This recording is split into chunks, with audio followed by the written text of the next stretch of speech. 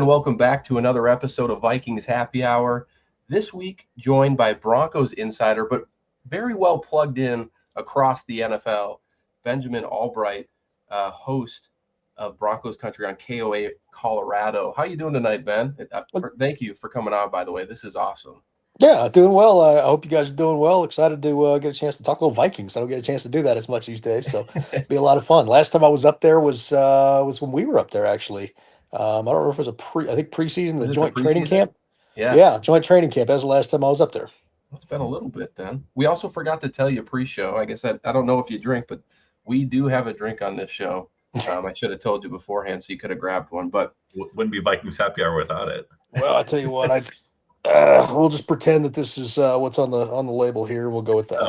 Oh, yeah. Perfect. So I think that the hottest topic for Minnesota Viking fans right now is obviously the speculation about whether or not Sam Darnold is going to return.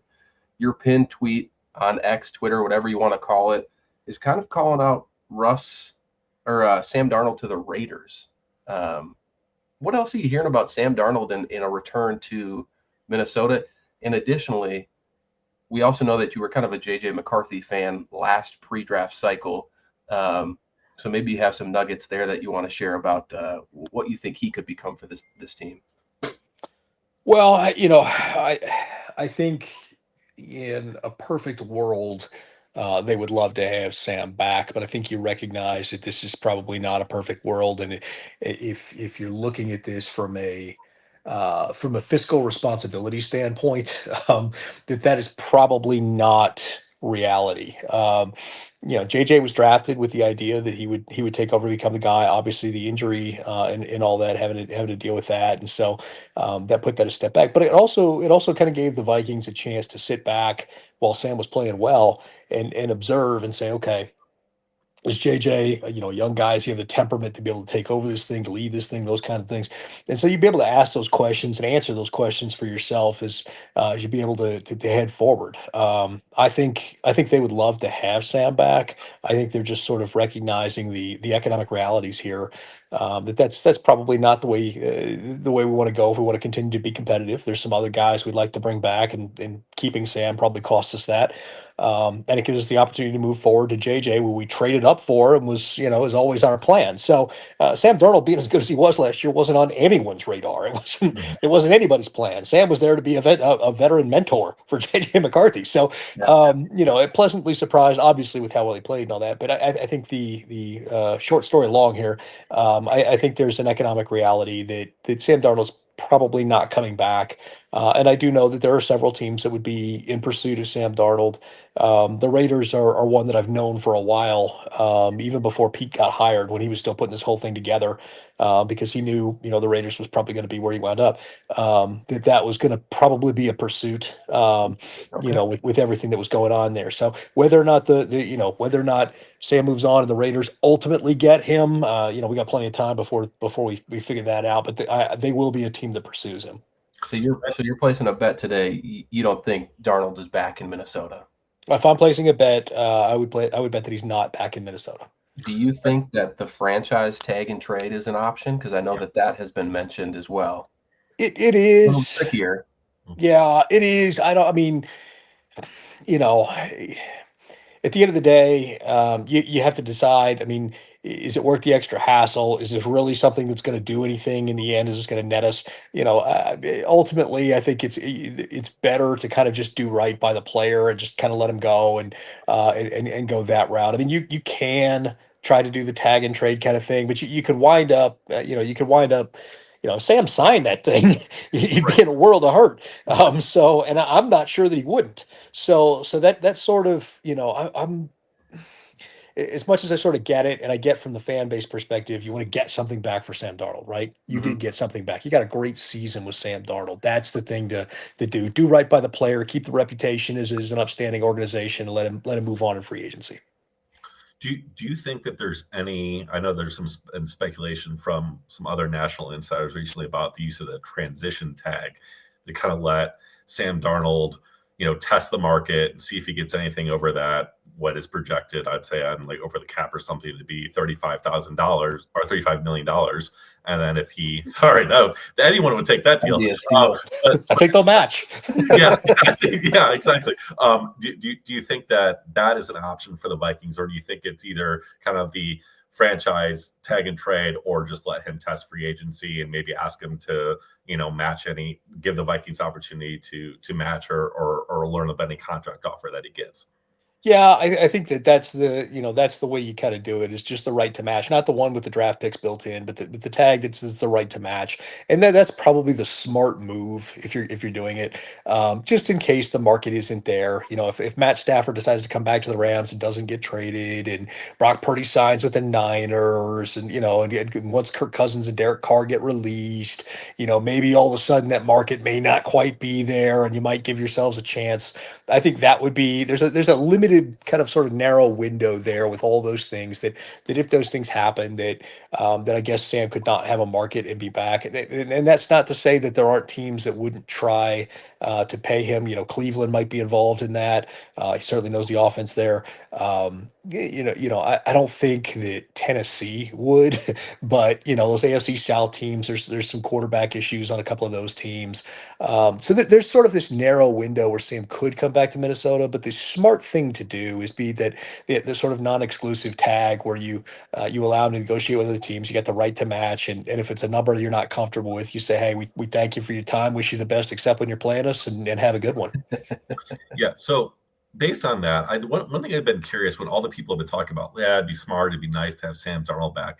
How do you think that would actually work in practice with, I'm just thinking of Vikings fans with Sam Darnold and JJ McCarthy both in, training camp, or, Sam Darnold, if he comes back on an expensive number, you'd expect him to be the starter. He goes out and he has, one bad game and fans are asking for JJ McCarthy. Do you think that'd be something that the team would be, willing to put themselves through? Or do you think that'd be something Sam would even be interested in, going through, of knowing that JJ McCarthy is the fan favorite behind him? I don't think so. I don't think anybody wants that. The last thing you want to do is sort of split anything when it comes to leadership, right? And the flip side of that is, okay, let's say Sam has a bad game or two, right? Then all of a sudden you get this groundswell for JJ. They plop JJ in, he's got a bad game or two. Then what? What, Yeah. the crowd calling for Sam back? You cutting the legs out from the rookie that you're trying to build up. So I always feel like if you've got a guy like that, having a guy like Sam behind you is one thing. But if you just had a season like Sam had, it's tough, man, because you could have loyalty in that locker room going both ways. Well, Sam was the one that took us last year, and this kid, he's still figuring stuff out. I'm here trying to win while I'm in my Super Bowl, my prime, and my window. So I feel like that does nobody any good. I feel like you have to have a good read on the JJ situation, as a coaching staff and as a front office. And if you believe JJ's the guy, you go with it. You just go with it. And if you don't, well, then you pay Sam the money and you don't worry about it. You hope JJ becomes that guy. And it really is kind of one of those either or type situations, right? You'll be able to tell by what they do how they feel. Mm-hmm.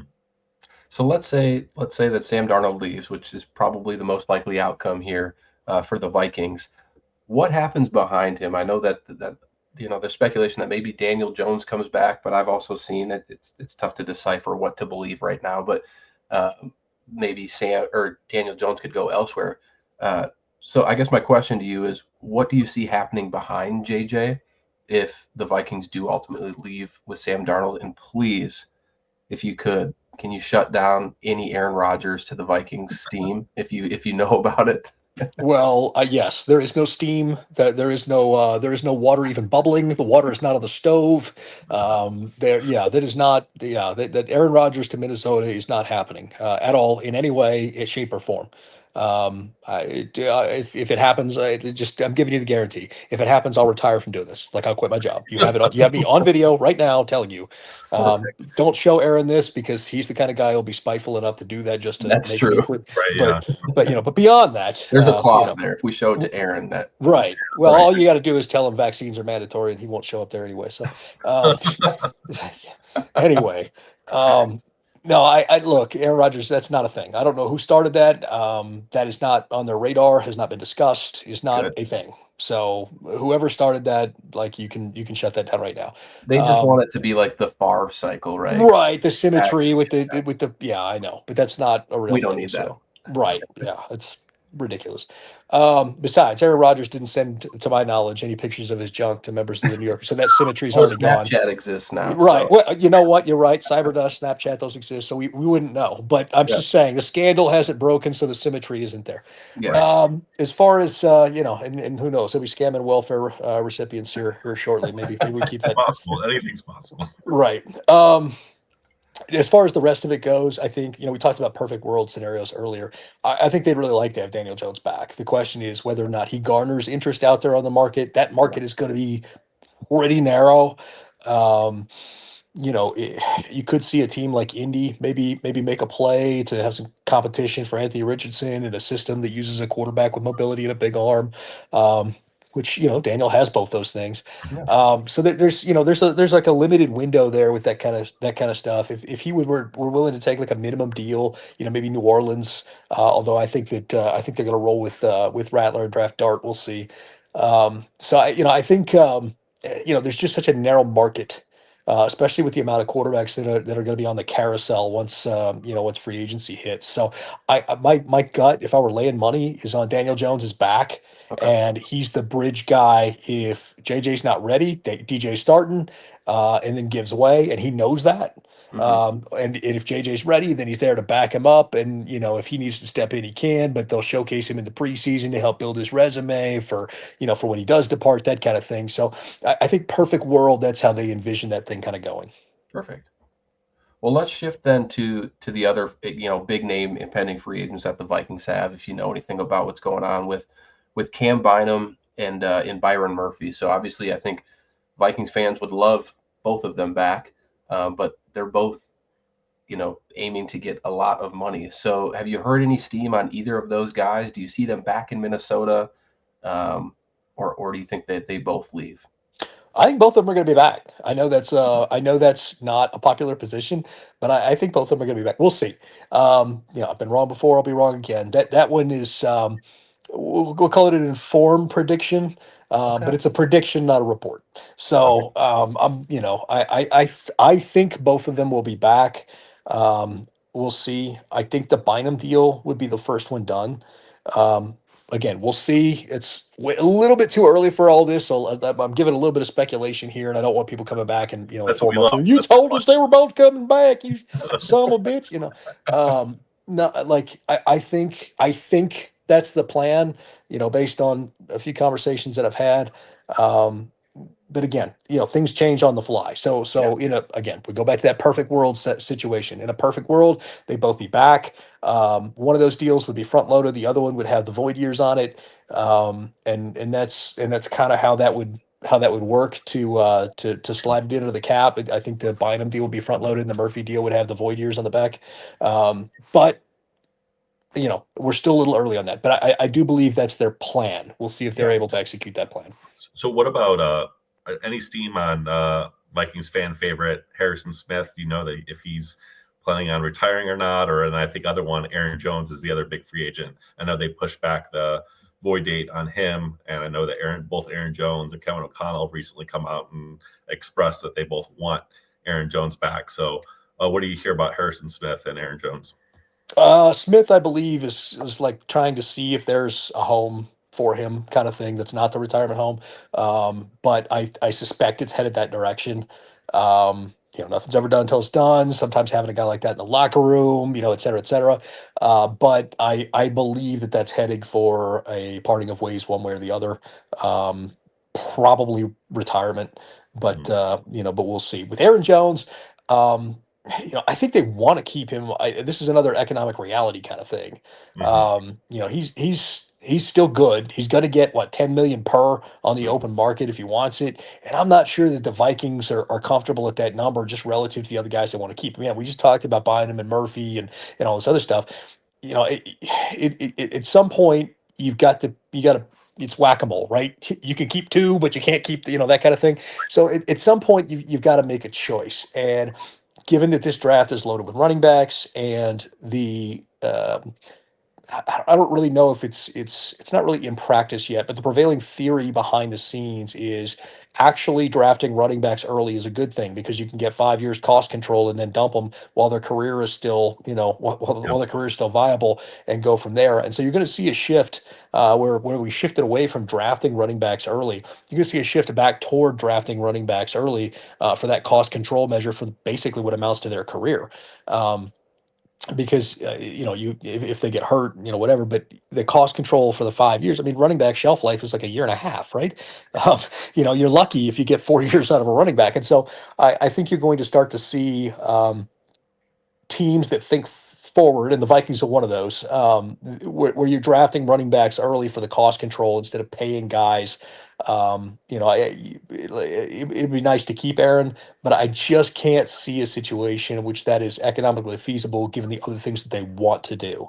If they're able to work something out, cool, but that's one of those ones where you're like, how are you going to fit that under the cap? The last thing you want to do is get too many contracts with void years. That's become a thing around the league now with the void years, and if you use it like it's like, okay, I'm going to get political for a minute. It's like tariffs, right?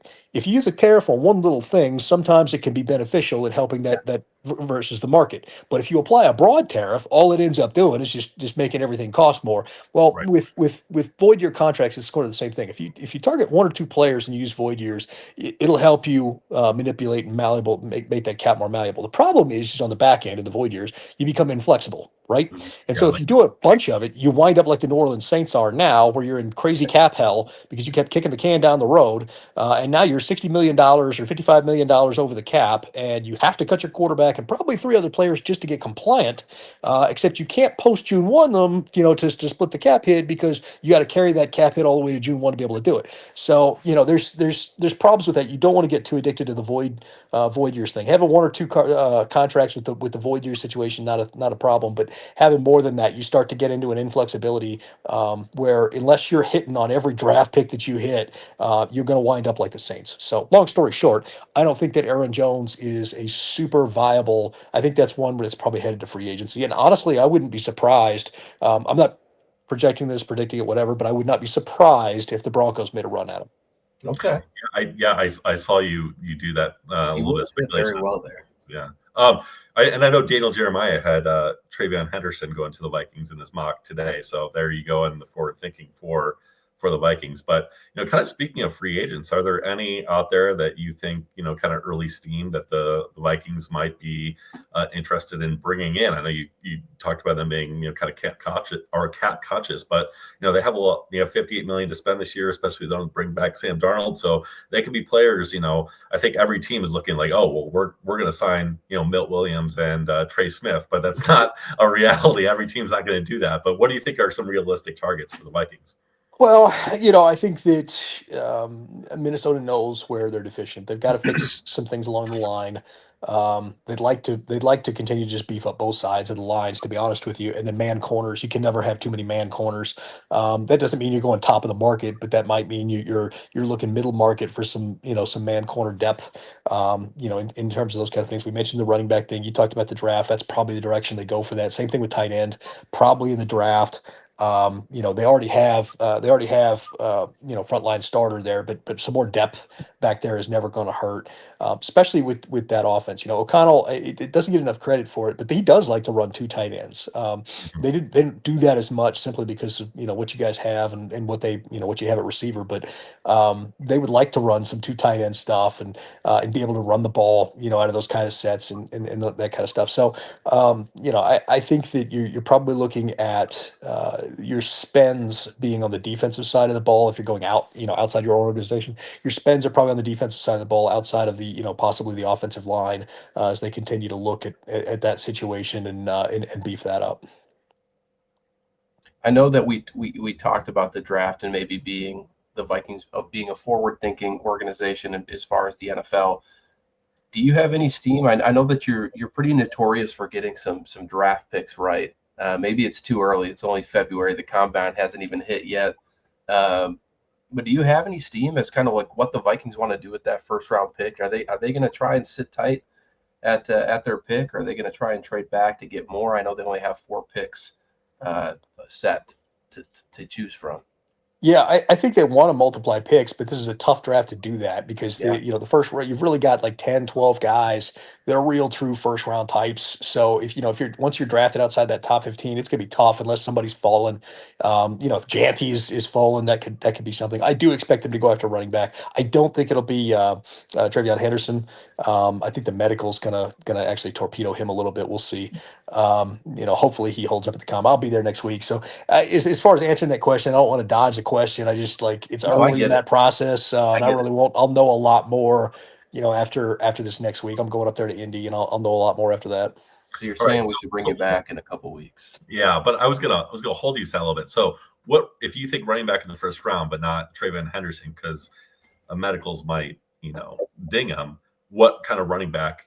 Are you talking about the North Carolina running back, or what kind of running back do you think would be in the Vikings range at 24 that they'd be looking at? Don't get me Well, excited with that's the Hampton. one in that range is Hampton. Yeah. If he's there, and Hampton, I'm telling you, He can he's play. not RB2 in this class. He's RB1B. If JT hadn't had the eye popping numbers in the Mountain West, you'd be looking at those guys as competing for that spot. Hampton's bigger, he's stronger, he catches better.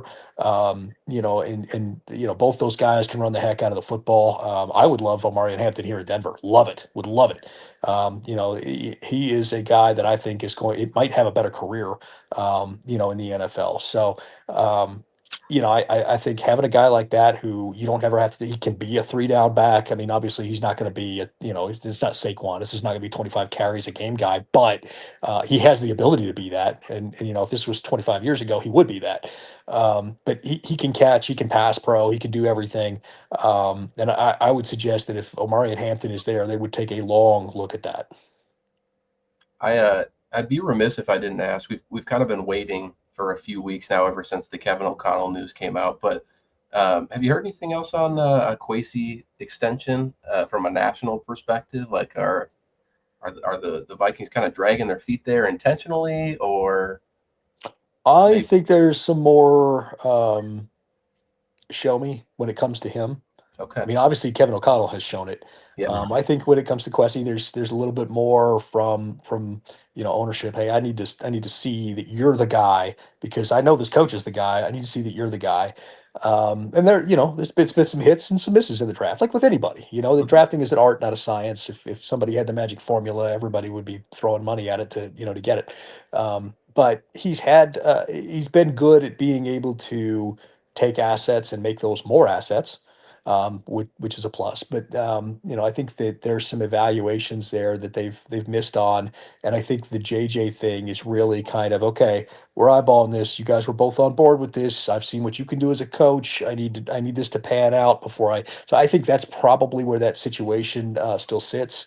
But from what I understood, they were taking the, hey, we want to see another draft class here, and kind of get a better gauge or a better pulse on what this thing is from your side of the house because we know what it is from the coach side of the house, and we like that. That'd be very interesting because I know right after the Kevin O'Connell extension, which we also don't know if you could fill us in on the years, we'd love to hear that if you know. But right after that, Adam Schefter, tweeted out that they're working on negotiations for Kwesi Adofo-Mensah, and so that got all of us like, oh, well, then this is happening somewhat soon. And now this expectation is, and then we're heading close to the combine, we're getting close to the draft and free agency, and we have Kevin O'Connell on a multi-year deal. We don't know how long that is.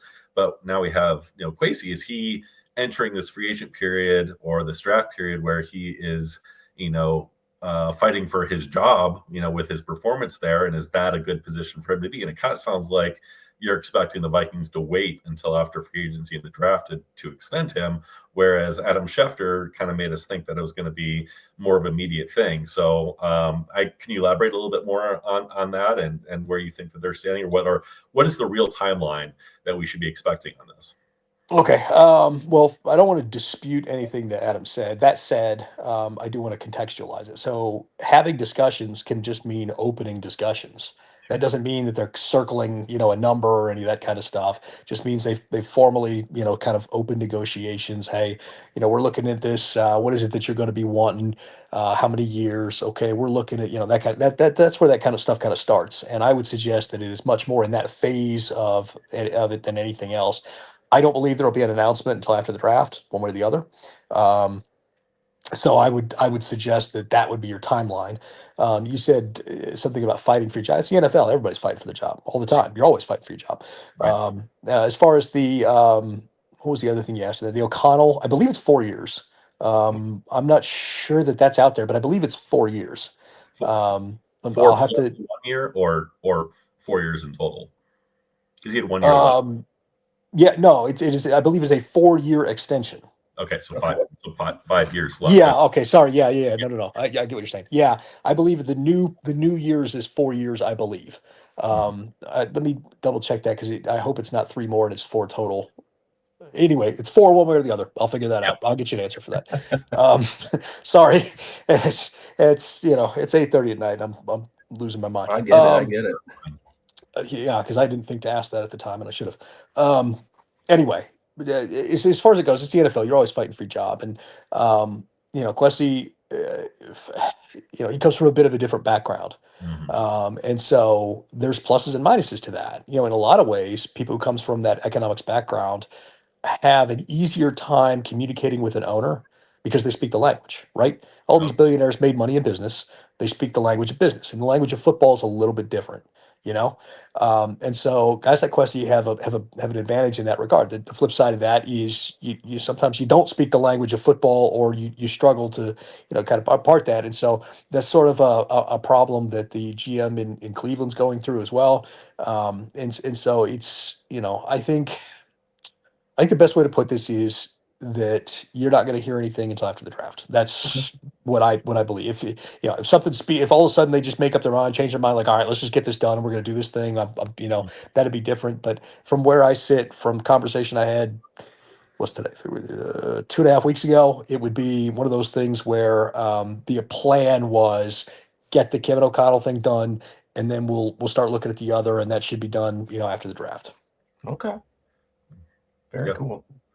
Well, I don't want to take too much more of your time here. You've given us a lot of great insight, but I'll leave you with one question here. Is there anything else Vikings scoop related that you have that you would feel comfortable sharing? And if the answer is no, I get it. The combine's next week, so that's where a lot of stuff will fly around. But I just want to.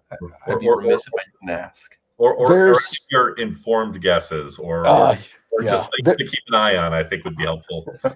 I think the best way to put this is I believe that this is going to be an offensive line running back type draft for the Vikings. So not sexy then. No, but it'll make you sexy because the Achilles heel on that offense, Sam played really well most of the year, but there were times when the pressure got to him. He saw it goes. Last thing you want is JJ dealing with that kind of stuff, right? Yeah. So I believe that they want to put their young quarterback in the best position possible, which is giving him making sure he's got a binky safety blanket with the tight end, which he's got one, but probably needs another. You've already got the receivers. You need the running back if you're not bringing Aaron back, and you need to make sure that the offensive line is shored up to a level that's going to allow a rookie to thrive. Because he'll be a rookie. I mean, he's second-year player, but rookie in terms of in terms of experience. So I believe it's going to be I believe it's going to be the opposite of what you would think would be the the analytics nerds would be like, oh, you got to get receivers, you got to it's going to be a trenches type draft, with running backs in there as well, that kind of stuff. But that's going to make you better in the long run. The best way and one of the best things, if you look at the quarterbacks that have been successful in their rookie years, is putting the guys in front of them that are able to protect. The Broncos have one of the most expensive offensive lines in football. You look at Washington and what they were able to do. You put a great offensive line in front of them, and then start getting them skill position players around that they can grow with, and that's the way to go. You guys already have the skill position players in terms of the receivers. You don't need that. So look to the trenches, both sides of the ball. And for Flores' defense, obviously you want to have down linemen that can rush the passer. You need to be able to do that in waves, so that you can put your guys on an island on the back end. So it's and they're one of a few defenses that run. Almost everybody's converted to Fangio, right? Which is the opposite of what that guys like Flores or Vance Joseph here in Denver runs. These are blitz heavy defenses. You've got to have the guys up front that can get after it, and you got to have guys that hold up on an island on the back end. And so that's really what they're looking at. Where are our weaknesses? What do we have to target? What do we have to identify? Let's go get those things. But yeah, not what you would call a sexy draft from that regard, but a bedrock draft. And bedrock drafts, man, I'm telling you, those usually pan out a lot better too. Yeah, Hey, for sure. so one quick thing, because I know the Vikings fan, I hear Vikings fans screaming ears. You keep bringing up tight end. What are your thoughts on Josh Oliver? Because I feel like Kevin O'Connell said some positive things. He's known as more of like the blocking tight end. He can do some catching out of the backfield. He did that more in college, but that was one of their big signings right when Kevin O'Connell and Kwesi took over. That was actually, I think, their first signing was signing Josh Oliver. So, and I also know he's kind of got a weird contract this year where he's due like $7 million. So I think a lot of Vikings fans were speculating that would be an extension, but maybe we're overlooking a potential cut, cap casualty or something like that. So just kind of, what's your thoughts on, because you keep bringing up tight end and wanting to run 2 tight end sets. So obviously TJ Hawkinson blocked in, but what about, Josh Oliver? I think that given the dollar amount on that, it benefits them to float the idea that they want a tight end, because he'll either reduce his number via extension or whatever, or they'll cut and move on. And I would say that cut and move on is not out of the realm of possibility at all. Okay. So just keep your eye on that. They want to add dynamic playmaker to that room, and both Josh and TJ can block, and TJ's a great sure-handed receiver, but I'm not sure I call TJ a dynamic playmaker. I'm talking about a guy, this is a great tight end class. And so you want to have a mixed match, of different types of guys in your tight end room. You definitely want a guy who can block and blow somebody off the ball. You want a hybrid guy who can catch the ball. And then you want one of those guys that you can almost put out there and split him out wide and off the line wide, those kinds of things. The kid out of Syracuse comes to mind, Orlando Gadsden. Yeah. You could come out in a two tight end set and then flex him out into the slot. You've got a heavy slot there and a guy who moves like a receiver with the ball in his hands, and it just gives defenses fits. Because if you bring that out, you come out and that's coming on the field. You're relaying down, to the field. Hey, they're coming in too tight here. They're coming in tiger. They're coming in too tight. So you're bringing a linebacker in, right? Well, all of a sudden you flex that guy out, and then what? Well, you send a linebacker out chasing him, like it's So I think the idea for this room is to have a set of guys that you're able to rotate through and not tip your hand what you're doing to a defense, and are giving you the flexibility to be able to create more mismatches. Because the Kevin O'Connell offense is all predicated on mismatch, right? It's all predicated on find the mismatch, I'm gonna pick on that. Find the mismatch, I'm gonna pick on that. It's great. Illusion of complexity, I think he calls it. Yeah. Right. And so that's really what you're looking at here. You're not necessarily looking for a complete all around tight end. You're looking for a certain set of skills, Liam Neeson style, that you could put him in there. And this guy, he's like, I got a particular set of skills. This is what I'm doing, and I'm creating a mismatch for my guy. So when I say that, I'm not saying that they look down on TJ Hawkinson. Obviously, they don't.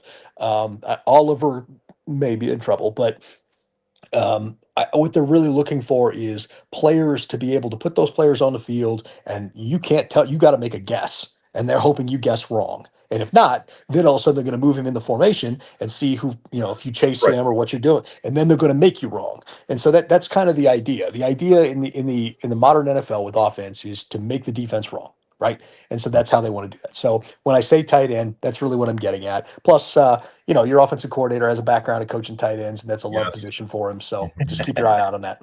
All right. I love it. And I have to say before you go, and Nick can vouch for me here, I was a huge Bo Nix fan a year ago, and it was very, very cool to see him succeed when there were quite a few haters rooting for his demise. So I hope that he has a good second season for you guys, and I hope, as much as Vikings fans hate Sean Payton for his time in New Orleans, that you guys have that maybe you can take down the Chiefs a little bit more. And it was cool. And the other thing, Matt, I don't know that you realize, is that Ben was a huge advocate of Sam Darnold potentially going to the Broncos last offseason, or called it that they had interest in him being kind of their stopgap guy. So Ben was ahead of the curve on the Sam Darnold stuff. He was also a big fan of JJ. So hopefully he's right on all accounts. You might need to start your own Vikings podcast, Ben. Yeah, we'll get right on. We'll get right on that. I have to. Yeah, I'll call it Skol, but it'll mean something totally different. No, I'm just playing. Now we'll figure. Old Skol. That's what it is. Old school. Yeah, Since I'm getting nice. old, he's gonna get the gray hairs coming in the beard here. We'll call it Old Skol. No, but yeah, I always love talking to Vikings fans. You guys are always fun. You're friendly. It's not like some of these fan bases that are jerks and all that kind of stuff. So I always love talking to Vikings fans. You guys Well, got some great media up there. Chris Thomason was up there for a while. Yeah. Reef yeah, that's Hassan, right. obviously up there. So you guys got some great guys up there too.